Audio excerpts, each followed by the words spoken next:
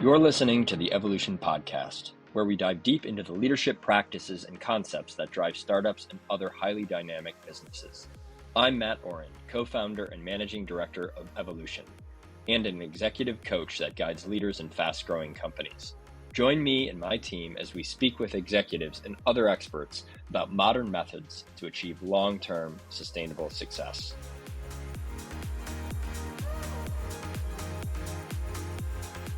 Welcome to the Evolution Podcast. Today I am speaking with Stuart McCalla, managing partner here at Evolution. Stuart is an executive and leadership coach who's worked with clients at Slack, Glassdoor, Dropbox, and Twitter, and many more.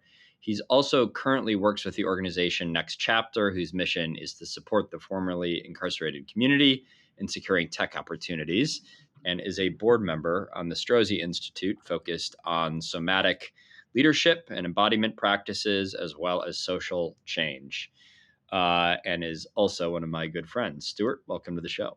Thanks, Matt. I really appreciate it. It sounds way more impressive when you read it. Always does. That's right. We've known each other for some years now, and a part of this really is just getting to know folks that are really on the front lines of change in startups and organizations. You've got an interesting background and would love to just hear a little bit of your story and kind of how you got here. I'll start off with, I wasn't born in the US. I was born in England, and this has ramifications for sort of somewhat later in the story. But I grew up in Jamaica for a period of time, and I have a South Asian mom and a Jamaican Black father. And complexity and nuance has always been in my family.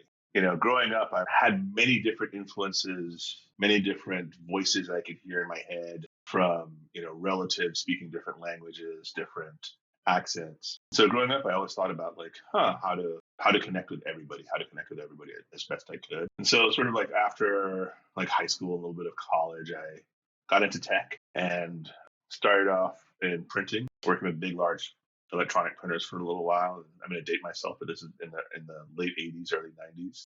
And then came into San Francisco right as the rise of web, 2.0, and got into, product support and tech support and doing all that kind of stuff, and quickly rose in banking and insurance companies, doing a lot of interesting things around tech. And so learned how to project manage. I became an agile coach. And what I was finding was as I was going up into these organizations and learning more about leaders, especially as leaders were struggling with their teams, I was coaching more of those leaders and learned how to coach those folks. Worked with lots of different companies, certainly some pretty large ones, and then came into tech with this understanding of it's complex, it's not linear, and how do you really support people? You've got a fairly global background. I mean, not fairly, you've got a global background. Do you identify a place as your ancestral homeland, or is it several, or how do you hold that part of your journey? I mean, that's a great question. And I'll say this is interesting for me to think about, because I think a lot of people, as more people are showing up into tech, especially since that's one of the major industries we work with, who are not traditional tech leaders, they have to struggle with. And so, I don't know, I think I am more Caribbean heritage, though I'll just tell you a quick story. Going back to England in the 80s, after having been there for a long time, showed them my passport. The guy asked me, where were you born? I said, Manchester. Showed it to him, and he said, welcome home. And it was a very interesting experience to be welcomed in England after not being there since I was 2. Oh, wow. So it was a powerful experience, yeah. And how do you think that informs your worldview as a practitioner? I think the biggest thing is that I just see people as people, and that sounds kind of weird and maybe even a little bit of a cop-out, but I've grown up in this country and seen so many different types of people. The folks that I primarily coach, lots of folks we know the structure and the image of those who come to mind. But I don't hold anything against anyone, and I just have a more of relational, how do I interact and relate with this person? What's their life like? What is their childhood like? What is their experience like that made them want to lead? Or even sometimes they didn't want to lead, they were forced into leadership. How do they even get into that place?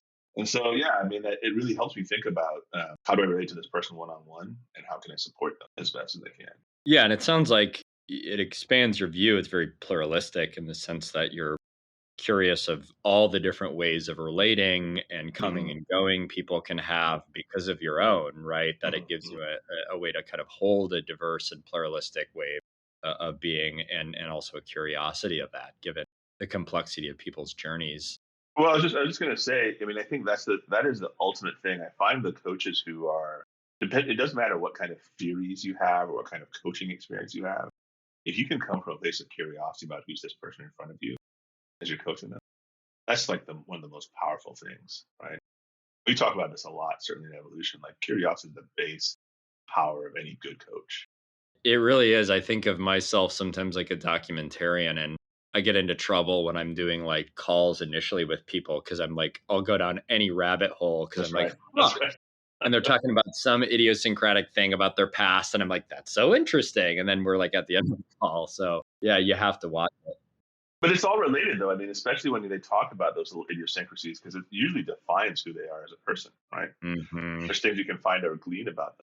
I have a question coming about your own personal journey, just to kind of prime that, because I think a lot of what makes an evolution partner and a hallmark of people that support others is like that they've been in some kind of walk themselves, exploring who they are and who they've been, both the light and the shadow side. But I can't help but think that curiosity to me, I'm curious what you think about this. It's like the same thing as having an open mind and almost a sense of kind of wonder, which allows for a person to take in data and to understand different perspectives and be adaptable, right? And that, like, if you're curious, you have an open mind fundamentally. That's true. That's true. And I think, I mean, coupled with the curiosity really is this idea that the person in front of you is complete, whole, and good. Mm, And that has been a really like curiosity and they're good and they're struggling with something and your mind and their mind are looking at that problem together. hmm. Not at opposite sides of the table, but almost like the whiteboard experience where you're both looking at that whiteboard together. Every time I've gotten that experience or I've had that experience with a client, it's powerful and magical, right? Because as you know, there's this sort of sympathetic thing that happens between you and the client or you and teams, and then all of a sudden you're like facing this thing together, and it's like, oh my god, we can figure it out together, and I'm not alone in it, right? I think that's the power of like coaching. You show that person you're not alone. Yeah, I think that's really well said, because it's not like curiosity, like I'm some scientist That's with a, right. like Yeah, you're with them and you're seeing them as a whole person with inherent goodness, and you're just trying to support them in that. And that's so, right. That's and right. I like what you said too. You're like on the same side as them, right? Right. Versus, the legacy of coaching goes all the way back to Freud, where it's like very disembodied and analytical, and a person back turned to you and analyzing who they are. And so there's an inherent humanity, I think, in that is very humanistic. And to really adapt that and to really land that point with clients, I really think it comes from a person's personal journey. Yeah. Yeah. That is one of the most powerful things. So I'm wondering if you'd be, what would you be willing to share just about your own personal journey, aside from all these experiences that you had, including working at one of the biggest tech companies in the world, Salesforce, right? That's all the stuff kind of on paper. And like, who's the Stuart that, what was the impulse and what were the experiences that you had that really led you to this place of awareness? One thing that was super powerful for me is when I was in tech, especially in banking, I would see leaders who I both liked and adored on either side fighting each other. So you'd have like tech and product fighting each other. And I remember thinking, why is that happening? I mean, I'm an Enneagram 9, if anybody knows what that is, and listening to that, and I know you know what that is, Matt. I like for people to get along, and I like to be in a group, and it feels really great to me when people are connected. But because, and I'll go back to this earlier piece of having family in such disparate parts of the world, like Trinidad, Jamaica, London, Nigeria, Canada, and meeting everybody in all these different places and the ideas that they've had. When coming into tech, I was like, well, there's got to be a way to connect that. And so I was desperately looking for how to connect with people. And what I had to learn was that desperation's my own stuff that I have to work on, right? And over the years, I've had to learn how to be in integrity, have been out of integrity, learning to recover from that. Just curious if you connect all those people, but what about connecting with yourself? Well, that's what I'm saying. Like, so learning through that, I had to connect to myself because I was so outwardly focused. I'm facing to all these people. I want to connect everybody. Doing shadow work, doing therapy. If I can speak the praises of therapy to anybody, please find a competent therapist and go see them. especially if you're a leader, right? Especially in conjunction with a coach, it's a powerful experience to have both. Hmm. But for me personally, it was like I had to go through this fire of wanting to fit in. And so like I wanted to be that sort of cool whiskey drinking, cigar smoking guy and realizing that I'm not that guy. I'm not that guy. I'm the sensitive introvert reading science fiction, playing with chickens, hanging out with my daughter, I'm that guy. And I was like, oh, there's something about learning about myself and being comfortable with who I am. And so like that journey was super interesting and hard in a lot of ways and painful and then extremely powerful. And I remember having their partners in evolution who were mentors of mine, like being in these emotional cathartic experiences where I just had to let go of this image, that sort of ego death that you have. You let go of the idea of who you are. And that's one of the powers that I offer people is that I can say I've walked through it. And it sucks and it doesn't feel great, but you'll feel better at the end. Or there's something that's better for you at the end of that, and trust the process. It's beautiful. I mean, I think there's a premise there that says to truly be able to get to that place where you can hold someone in their own wholeness, again, you have to be able to do that in yourself. That's right. That's right. And the path to get there is painful and necessary, but it is uncovering things about where you're from and experiences that you've had because of where you're from and experiences that you've had in your family system that imprint you. And as you kind of discover who you are and embrace yourself, no more, no less, it's like there's a huge exhale with that. And then I think, you tell me, but our premise really is that then you have much cleaner hands in supporting other people.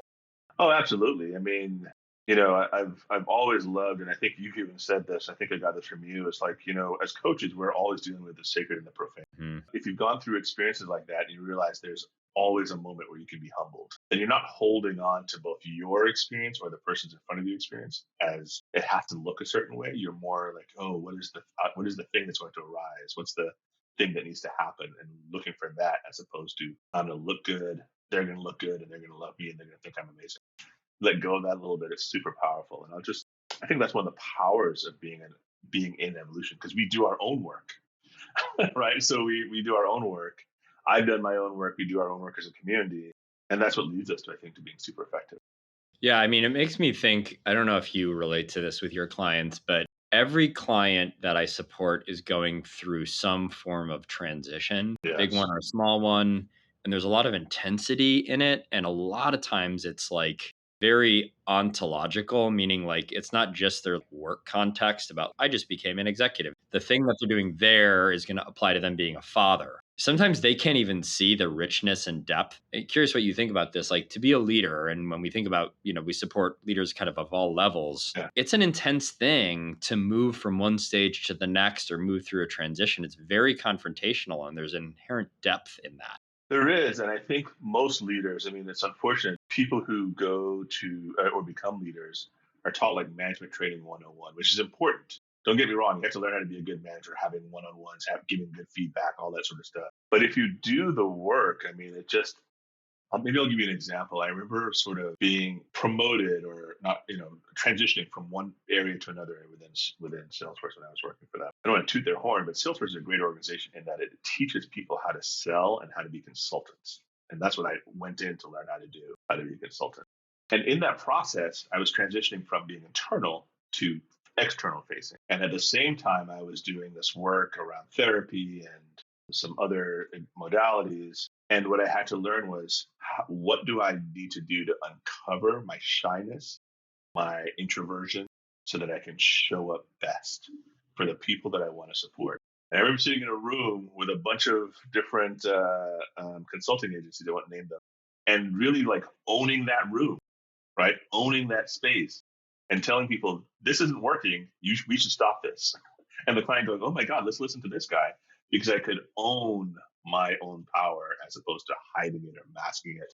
And it was in service of something. That's a really big moment for you as a human. And it's confronting narratives inside of you about who you are and where you should speak and what your role is and what your passion and purpose is. And that's why we all do this is not only is there a quality of healing in that, but moreover, there's impact, right? It's actually nudging some human system forward a little bit by you embracing who you are and moving forward in it. And like, I think it's like, this is what compels us, right?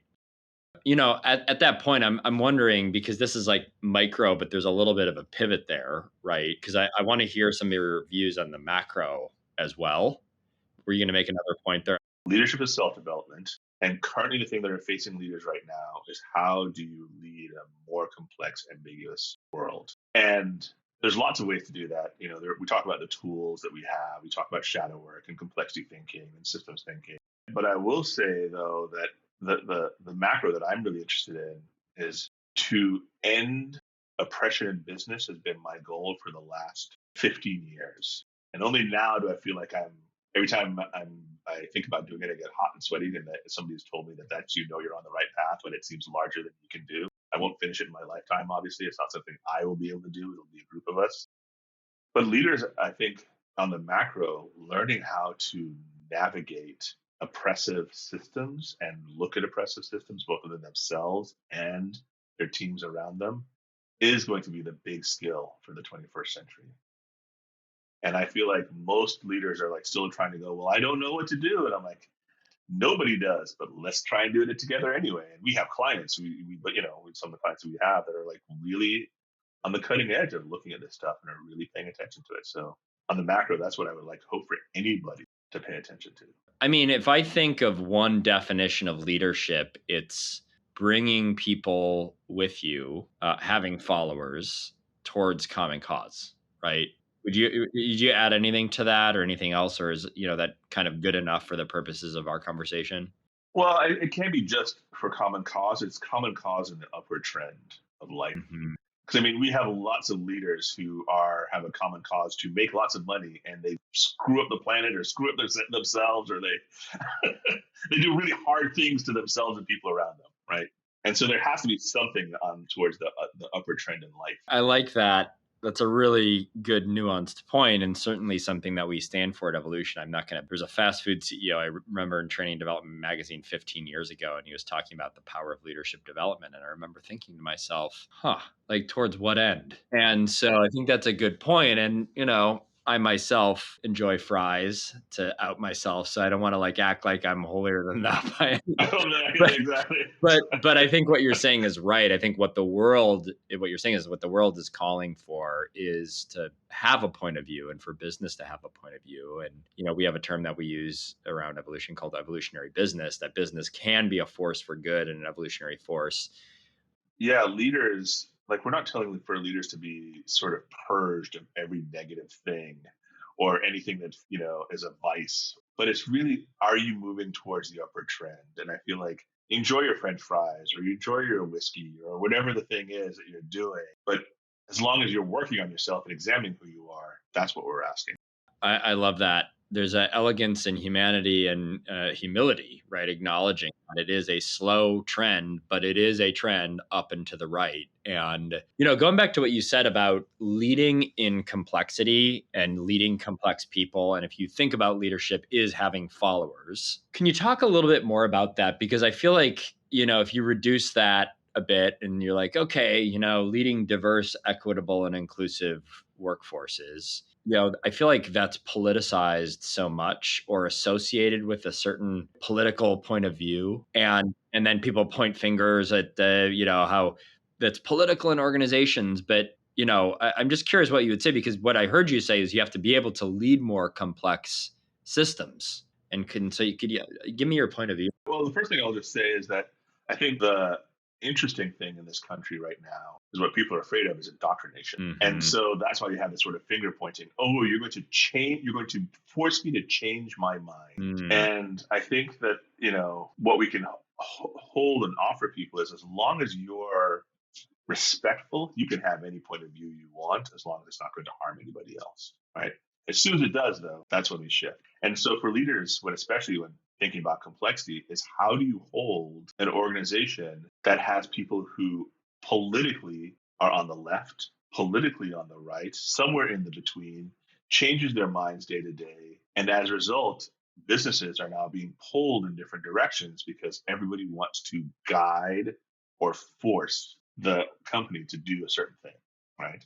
And I'm not saying that we shouldn't, as you said, we want to be in the upward trend towards the right, towards the positive. But I think we have to be able to hold when that happens and how that happens. And it requires a really strong sense of self and of mission and vision. And so the complexity comes like, how do I manage all this stuff? And I think the biggest thing is just settling down into it's a complex world. You won't know everything. The things that you do know, you can try and be certain of, but know that in human systems, there's no way you can know everything. And so you go ahead. No, go ahead. Well, I was just going to say, and it just like strikes me too, that people aren't going to follow you. I mean, they just, it's like if it's a certain group of people and, if we assume every human deserves a certain amount, not a certain amount, full dignity, full right to exist and who they are and whatever, then there's a very operational and practical quality to the fact that, like, if you want to lead, you need to learn,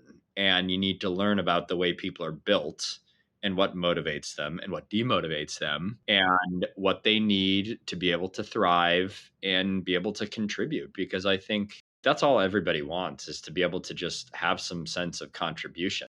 And they will follow you if you provide the space and there's enough safety and dignity in who they are. And the people that have figured that out, I think, are the ones that really are powerful leaders. But I like what you said. It's really like, and I'm curious what you think, it's fraught. I mean, it's so complex, and not just, I mean, from the DEI standpoint, but then also if you think of like economic pressures, if you think of competing demands, if you think of having a community as a stakeholder or the board of directors or investors, how does a leader make sense of all that while existing in the globe and the world as a stakeholder? Right now, there's a couple of tech companies that are in the news because they've done things that have caused huge upheaval within their company. And I think for leaders, you've got to think about as we were talking about earlier, what is the upward trend to connection, to wholeness, to inclusivity?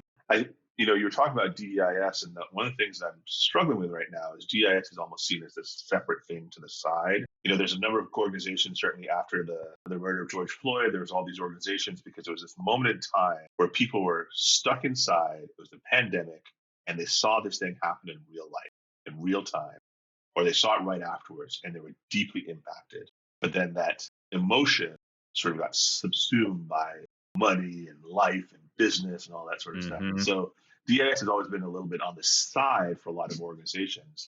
And there's a lot of practitioners who are struggling with that because, like, no, it has to be central, it has to be part of. And if you look at it from this perspective, where it's a organization's duty to support its people in its entirety, in its wholeness, then DIS is not something on the side, it's in the middle. And I think a lot of organizations need to kind of face that and realize that and come to like people like us who are not going to be just knowledge based around sort of the systemic oppressions that happen within the world, and in particular racism, but how do you talk about it and how do you deal with it so that you metabolize it, you take it in, and then it comes out of you almost naturally, and people are like, wow, really are paying attention. What you just said is incredibly nuanced and makes me think about one of our early connections around integral theory and spiral dynamics, which is a developmental model, and talking about what it's called second tier, which is a fully integrated view of the world. That's right. Where all these parts are intersecting at the same time: individualism, capitalism, community, ecological, points of view. And so can you talk a little bit about like the state of the world, so to speak, vis-a-vis integral, and maybe how that might be a view, or even what second tier means to you? Yeah. And then, I think the next place after that you can segue, or I'll prompt you, is like what the responsibility is of the leader, given all that. Well, the way that I tell people is that right now I think the world developmentally is moving into a more nuanced second tier perspective, and I think Wilbur said even that it's only like 8% or 10% of the population, if I'm not mistaken, that needs to shift, and then the whole world shifts and follows, right? And can you frame what second tier means for you? Right. So in sort of, I'll use reinventing organizations because that's what most people understand. That's a book. It's a way of understanding Wilbur's work. It's not a simplification, but it's a modification in a lot of ways. But the teal experience, which is sort of second tier, which is able to hold complexity and hold all other levels green, amber, orange, red, which, if people want to find out more about that, we can probably point them to some resources. It holds all those different perspectives as whole, complete, and good, and there's no judgment. Whereas below that, if you're green, you hold people are orange and amber. Green is sort of family based, we're all one. The other elevations are more materialistic, or they're more mechanistic, where there's sort of like a specific point of view as far as who gets to do what. Everybody judges below sort of TL. And so we want to have, and we see this when people can hold complexity and hold everybody as equal and fine. And what I would like to get to, and well, what I see in the world right now is that we're at a developmental stage, and it may be 5 years. Well, I doubt it, probably longer than that, maybe 10, 100, 200 years. I remember saying that to somebody, and they were like, "Well, how long is it going to take?" I'm like, in the time of human history, it might take 1,000 years. We don't know, and we might not survive that developmental leap, but we'll see, right?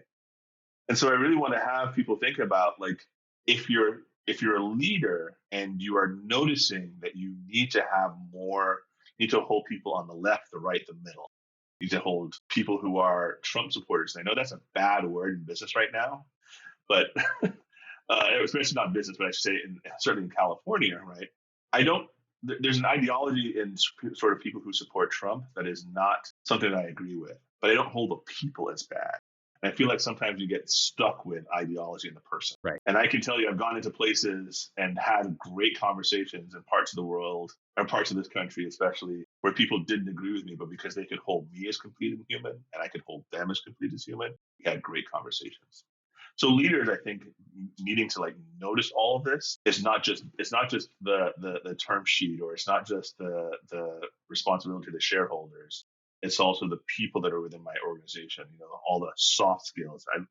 When anybody says it too, they do this sort of air quotes, soft skills. Right? It's all those skills where you need to be empathetic and listen. And actually, you don't need to be. I shouldn't say you need to be, but it's a powerful skill for you to learn as a leader. Right. And, I think that's the thing that we're seeing is if you get to do that, you'll have a much better organization. There's a term that I remember learning from a workshop I went to a long time ago, BJ Fogg, on behavior theory. And there's this guy in the room, and he talked about discretionary effort.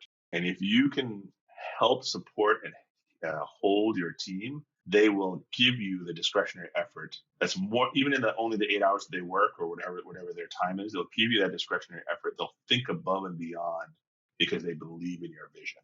And as a leader, you get to do that, to help people enroll in your vision by holding them whole and complete as humans, if that makes sense. Yeah, no, it makes a lot of sense. I mean, it goes back to what I think about, when we were first talking here about something I've heard Wilbur say is that true personal growth, and this is the spiral dynamics developmental ladder, and each one is color coded as Stuart was referring to it. Yeah. But true personal growth takes you from egocentric to world centric. That's right. And as you do your own development, as you listen to your own heart and accept all the parts of yourselves, and then you're able to accept other people, it just widens your lens. And that last part where a lot of personal growth people or community organizers get stuck is that communal, relative, ecological viewpoint that is what we're calling green, that still has a shadow of egocentricity and aggression to it, which is what people react to. And it's also exclusive.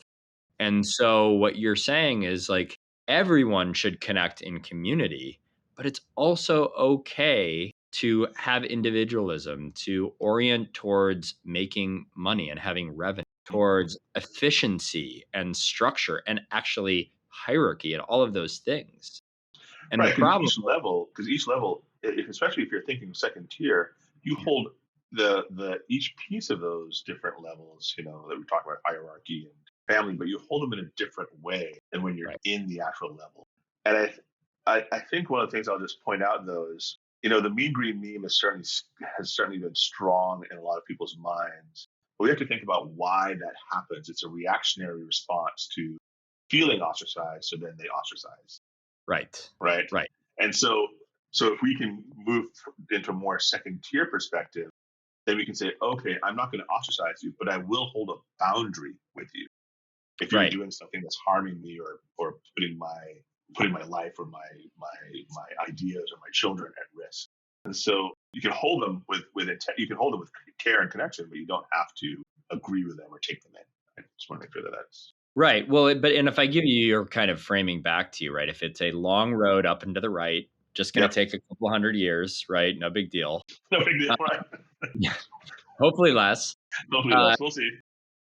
things exist and arise in response to something else. And I think part of that developmental level That's right. that is color coded green, that it is about relativism, that it is about connection and harmonizing, comes from the dehumanizing aspects of global capitalism. And it comes from the dehumanizing aspects of our culture where people are excluded and segregated and ostracized. And so it's a really actually important stage. And if a leader hasn't adopted that, if they're just ruthlessly capitalistic and individualistic and quantitative and empirical, they haven't said, like, hey, how can I align the human spirit and be related as a stakeholder to all these other groups, the community, the world at large, the planet, That's right. underrepresented groups? If they haven't gotten there, they're missing a step in the ladder. And And that's so, why it's a developmental edge for leaders, I think, especially that's mm, what I'm saying. If you're this is a leadership skill. I remember what's it in the 50s when people like worked for long times within companies and you got the gold watch after 30 years, and that was the penultimate. That's the thing that you wanted to have. But developmentally, that wasn't the thing that was happening in the sort of the 70s and 80s, right? The 80s became a materialistic and you could jump around and you made money and it was, what greed is good. That was the whole Wall Street thing that happened. We're in that shift now, right? As leaders, where they have to move into that, like, okay, this is a new thing. Because the younger generation, they're steeped in it.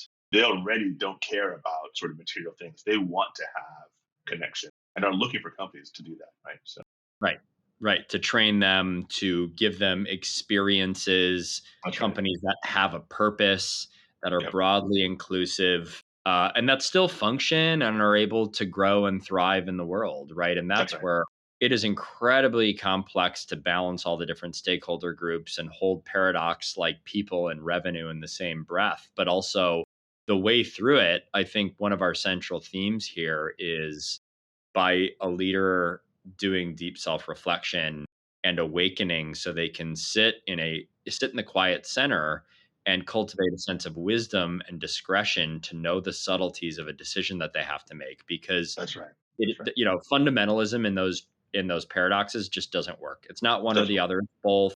And it's time bound and contextual and all the things, and it takes a lot of groundedness and awareness to be able to make those decisions. And I'll just offer a leader who does that, who sits in their power in that way. They can make a decision, but the impact of the decision is different than if they didn't. Right. And people can feel it, right? That's a felt sense. Oh, this person's making the decision. I don't like it, but I can see where that person's going, and I can make my own decision whether I want to follow or not. And majority of the people tend to follow that leader because that Yep. person's grounded. I think at Evolution, you're a managing partner. By the time we make a decision and make something definitive, it's been well socialized and Yes. discussed. Yes. And I reflect on that a lot. I'm like, that's one of the reasons why we don't make really, I mean, we don't make great decisions all the time, but we don't make terrible decisions generally. I mean, we risk, but terrible decisions, because we take our time and we take the best parts of being a community, knowing that in the end, we're going to have somebody's going to have to make a decision. And when we do Right. that, the percentage that is right is because we've included people, because we've gotten a lot of voices involved, and we've brought people along with us. So, Yeah. I mean, I'll just end with what you're speaking to also is when you have it's not like we're tooting my own horn or tooting your horn or the leaders within evolution, but also we've seen this in companies as well too, is when that person makes those kind of decisions, even if they have to make a quick decision, there's a lot of trust that has been built up that, okay, I'm going to believe that this person's making the right decision because I've seen their decision making process because we've been in dialogue. I think that that's one of the most powerful things as well too, is that you create more trust, you create more room for hierarchy to work in the best way possible. if you're willing, any point of view, advice, if a leader or coach is listening, like, what would you leave them with? Well, what I would lead them with is to be multidisciplinary, to really think about your coaching style and have you gone through some experience where you've had to face your own shadow. We talk about that a lot. Maybe we'll talk about that in another podcast, but the things about you that you try and hide. Are you clean? Are you clear in your own self as much as possible, as much as human beings can be, so that you can support either your clients or the teams that you are working with? And I guess, I really don't know how to say this other than do the work to be as clear as possible and be in a community of people who's doing that work as well too.